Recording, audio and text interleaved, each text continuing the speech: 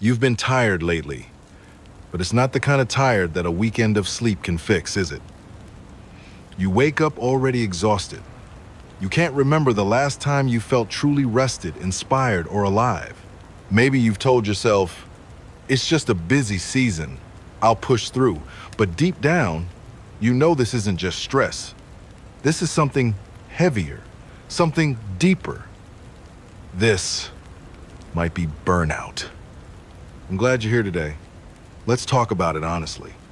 Let's make sense of what's been happening in your mind, your body, and your heart, and how we can start helping you feel like yourself again. I want you to pause and ask yourself something.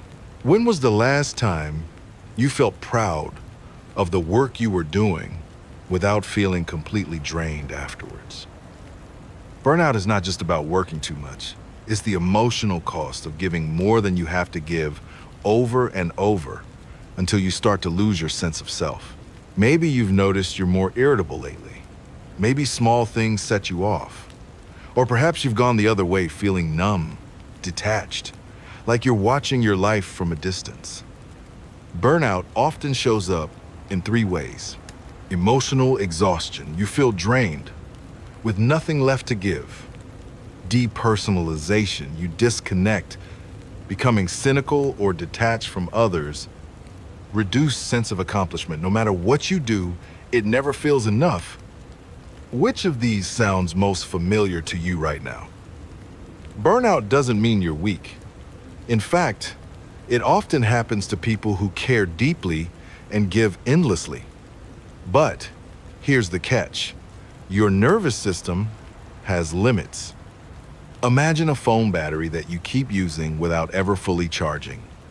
At first you can get by, but eventually the battery doesn't hold charge the way it used to.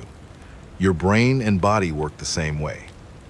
We live in a culture that rewards constant output and treats rest like a luxury. But neuroscience tells us rest is not optional. It's the maintenance your brain needs to keep functioning.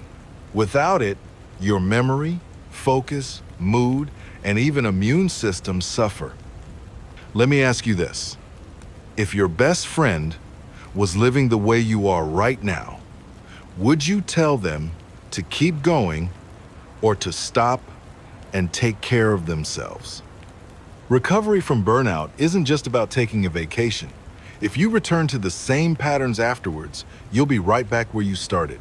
Here's where we start. Step 1, awareness. You can't change what you don't acknowledge. Name the burnout. Say it out loud. I am burned out. Step 2, boundaries. Decide where your energy is going. What can you say no to, even if it feels uncomfortable? Step 3, restoration. Replace constant doing with intentional rest. This means sleep, yes, but also hobbies, connection, nature, and activities that refill you emotionally. Step 4, reflection. Ask yourself, what's my definition of enough? If you don't define it, the world will keep moving the goalpost. These steps aren't magic fixes, they're a process. And like any healing process, it requires patience. You're not broken, you're not failing.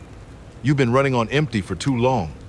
Burnout is your body's way of telling you something has to change, and change is possible. If anything I've said today resonated with you, I want you to take one small action today. Even if it's just 5 minutes of stillness, and protect it like your life depends on it, because in a way, it does. I'd love to hear from you. What's one sign of burnout you've noticed in yourself lately? Share it in the comments. You might be surprised how many people feel the same. Take care of yourself. I'll see you in the next video.